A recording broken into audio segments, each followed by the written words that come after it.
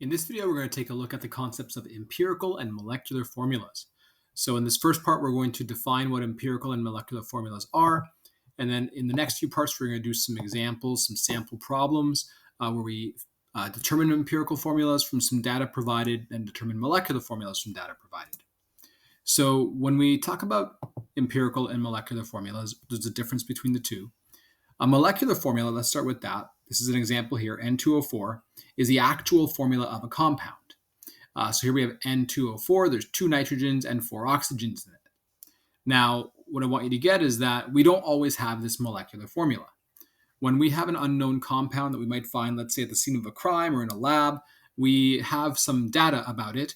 And what we will often find first about that compound is what's called its empirical formula, which is the smallest whole number ratio of the elements in there. So this is the actual formula. There's actually 2 N's and 4 O's. But the empirical formula, the simplest whole number ratio, is like the reduced form. So divided by 2, you get N1O2, 1 for every 2 oxygen. 2 for 4, which is 1 for 2. But this is the simplest ratio. This may not be the actual formula. Usually when you have an unknown compound, you'll get the empirical formula first, and then if you have additional information provided, you can convert the empirical to a molecular to get what your actual compound is. So that's the relationship between a molecular formula and an empirical formula. Here we can see various examples. We have benzene, acetylene, glucose, and water. These are their molecular formulas here. They're actual formulas. Notice for benzene, if you divide by 6, its empirical formula is CH. For acetylene, if you divide by 2, its empirical formula is CH as well. That's why the empirical formula is not really good enough to tell you what compound you have, because as you can see, many compounds might have the same ratios of elements, so they end up having the same empirical formula. How do you know if CH is benzene or acetylene? Well, you need additional information to go from empirical to molecular. But the main point is that the empirical is your first step when you're analyzing a compound to figure out what it is, and then afterwards, with more information, you can make it a molecular formula to see what compound you actually have. Sometimes the empirical and molecular just are the same. So H2O, you can't really reduce that anymore to make it even simpler. So they're this one and the same already. But you don't have to memorize these. These are just examples of molecular and empirical and comparing the two. So over here, if you want to find the empirical formula of C8H18, you can try it out on your own and then see if you get the same answer. You reduce until you can't reduce anymore. So for example, if I divide by 2 for both of these, I get C4H9. And after that, I can't reduce anymore. You can't divide anymore because then you get fractions. And the whole point of an empirical formula is that you don't want fractions. They have to be the simplest whole number ratios. So here in this video, if you'd like to get additional examples, you can try it out. The video from Tyler Do It. Just try out the various examples here and see if you can get the empirical formula from the molecular. So this is the main poem you should know to help you figure out the empirical formulas. We're going to walk through various practice problems using this poem here, and we're going to see how it can help us remember the main steps.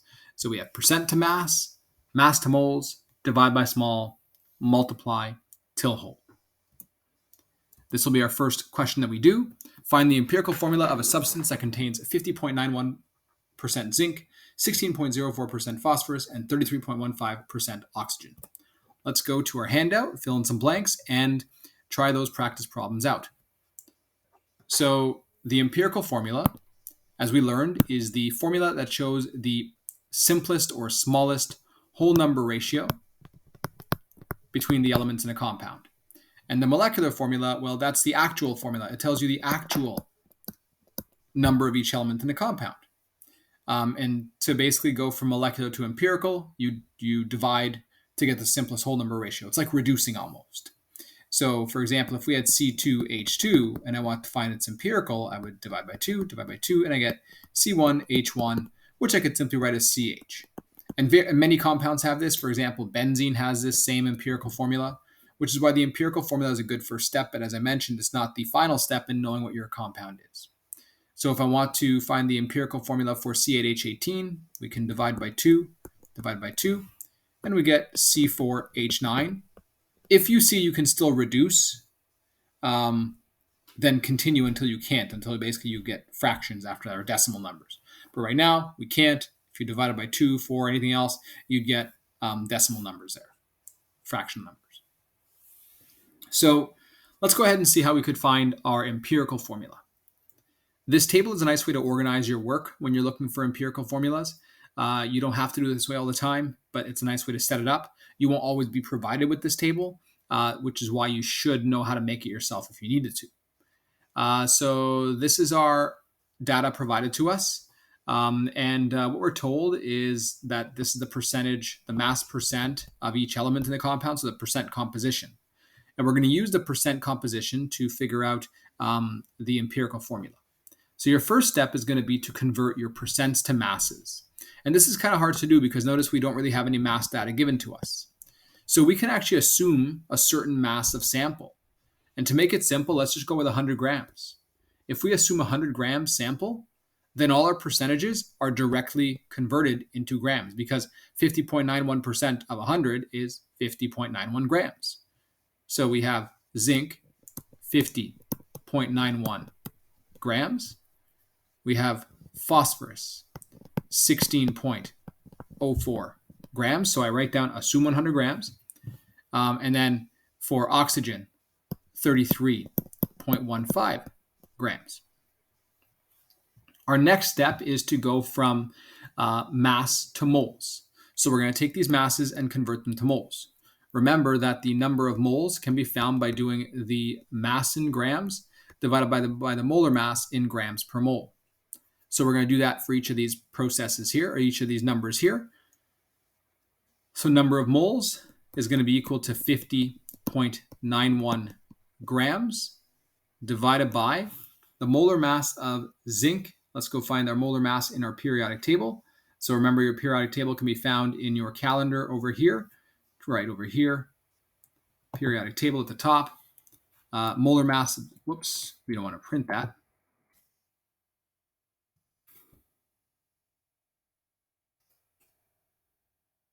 Molar mass of zinc is 65.39 grams per mole.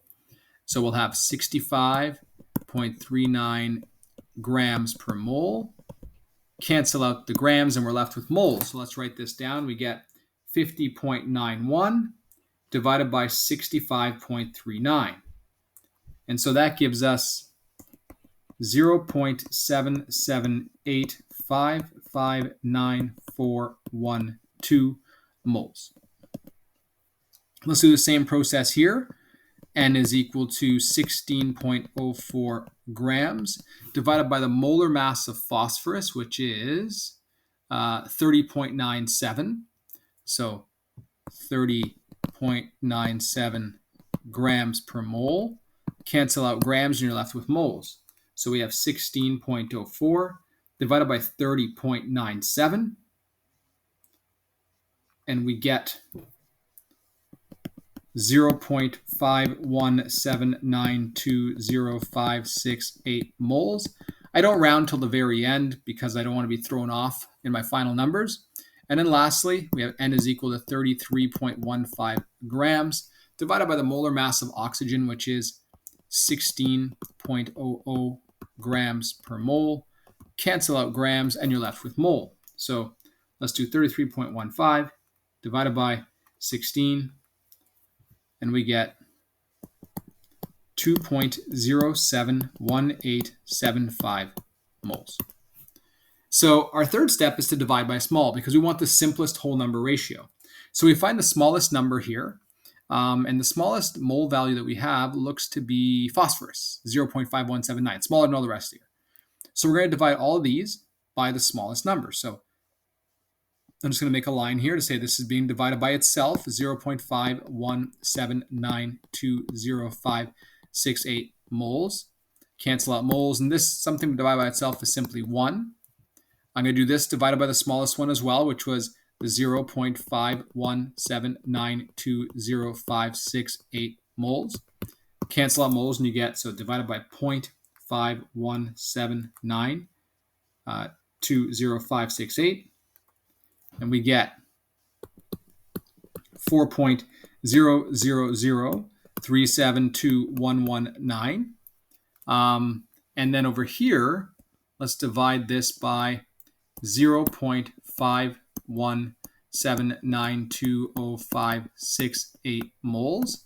Cancel out moles, and you get 0.778 0.8559412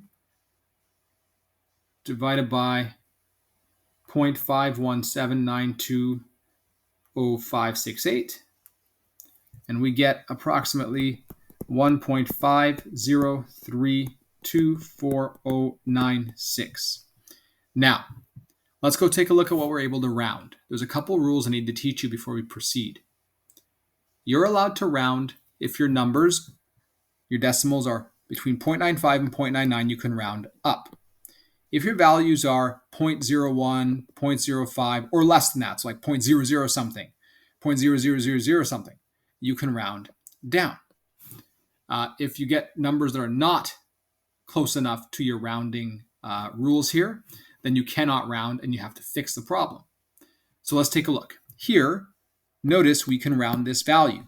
4.000, that's way smaller than the 0.01, 0.05 area. It's smaller than that. So we can round down to simply 4.